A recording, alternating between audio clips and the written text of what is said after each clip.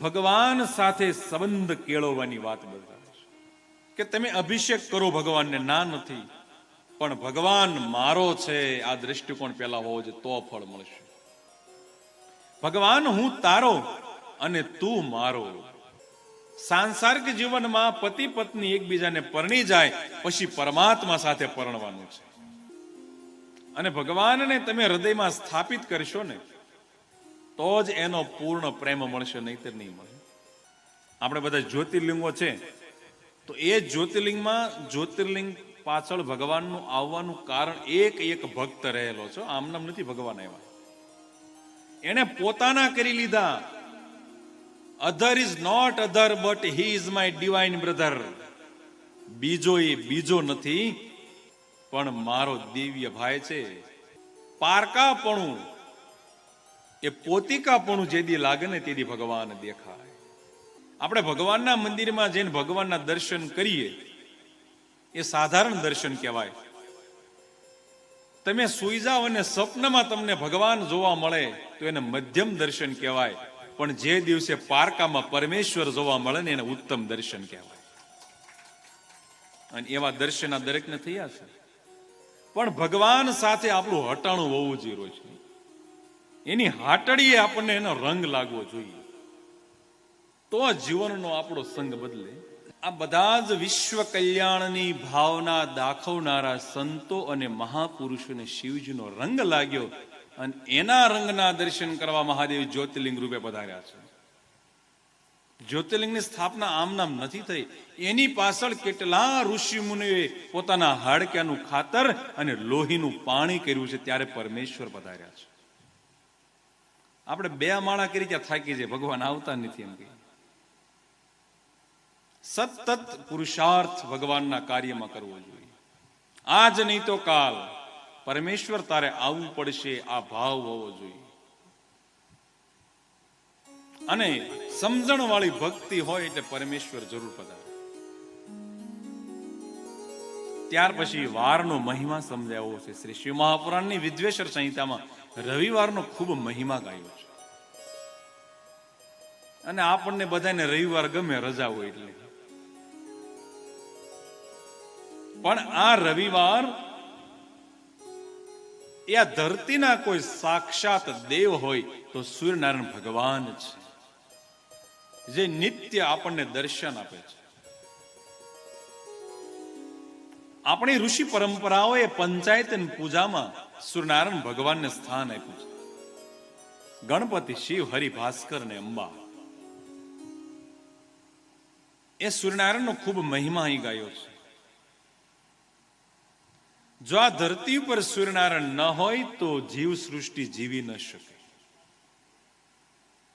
આ મહાન નભમંડળની અંદર ભગવાને કોઈ પણ પ્રકારની ખીલી વગર સૂર્યનો ગોળો કેવો તરતો મૂક્યો છે. આપણે ઘરે કપડા ટીંગાડવા હોય તો એંગલ ઉપર ટીંગાડવા પડે, આમ નામ રાખી શકીએ? તો કેટલા ગણો મોટો પૃથ્વીથી 14 કરોડ કિલોમીટર સૂર્ય દૂર છે.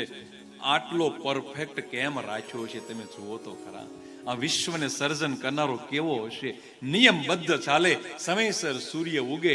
આપણે પથારીમાંથી ઉગીએ કે ન ઉગે, પણ સૂર્યનારાયણ ઉગી જાય. નિત્ય ક્રમ પ્રમાણે આથમી જવું, સમયસર ઋતુનું બદલવું, શિયાળો, ઉનાળો, ચોમાસું, આ નિયમ બનાવનારો કેવો હશે એ તો તમે જુઓ. 100 ફૂટ ઊંચી નાળિયેરીમાં ખારું પાણી પીને અમૃત પૂરનાર તો કોઈ બેઠો છે અંદર. આ બધું નિયમ ચાલે છે, તાલબદ્ધ ચાલે છે. એનો અર્થ એમ થયો કે વિશ્વ નિયંતા છે. વૈજ્ઞાનિકો શરૂઆતમાં એવું કહેતા હતા કે આ સૃષ્ટિ છે ને એ બિગ બેંગ થિયરીને આધારે, એટલે કે મોટો ધડાકો થયો અને ધડાકો થયો અને એમાંથી સૃષ્ટિ બની એવું કહ્યું. તો ભારતના શાસ્ત્રો એવું કહે છે કે એમ નથી. શિવ તત્વ એક હતું, એને એકમાંથી અનેક થવાનો વિચાર કર્યો. શિવ એ અણુ હતું, એને એટમ કહેવાય, અને એના 3 ભાગ થયા: ઇલેક્ટ્રોન, પ્રોટોન અને ન્યુટ્રોન. બ્રહ્મા, વિષ્ણુ અને મહેશ 3 ભાગ થયા. અને પછી સૃષ્ટિ વ્યાપ્ત થઈ. તો અનેક વૈજ્ઞાનિકો વાતને સ્વીકારતા નહોતા કે નહીં, એ ખોટી વાત છે, સૃષ્ટિ આપોઆપ બની છે, આમાં ભગવાનનો કોઈ હાથ જ નથી, આ બધું એની મેળે ચાલે છે. અને ત્યારે ભારતીય શાસ્ત્રોને સમજનારો ન્યૂટન નામનો વૈજ્ઞાનિક હતો.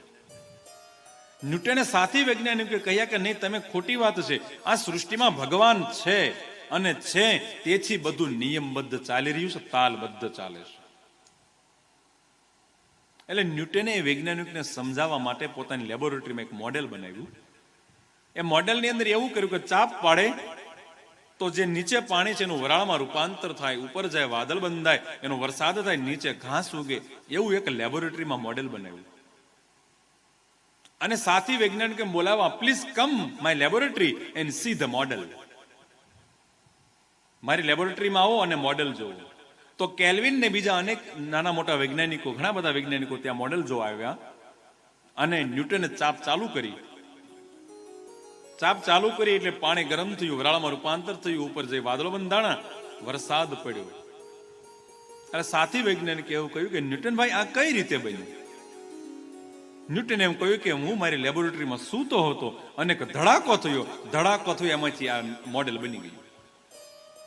સાથી વૈજ્ઞાનિકે ન્યૂટન, ભાઈ શું કામ મશ્કરી કરો છો? આ ધડાકો થવાથી મોડેલ થોડું બને. ન્યૂટન કે હું તમને એ જ કહેવા માંગુ છું, આ સૃષ્ટિ ધડાકો થવાથી નથી બની, કોઈ બનાવનારો છે. તાલબદ્ધ ચાલે છે, નિયમબદ્ધ ચાલે છે. અને પછી સાથી વૈજ્ઞાનિકે સ્વીકાર્યું, if you study the science in A long enough and deep enough, so you will believe in the God. જો વિજ્ઞાનને ગહેરાઈથી સમજવામાં આવે તો સમજી શકાય કે ભગવાન છે.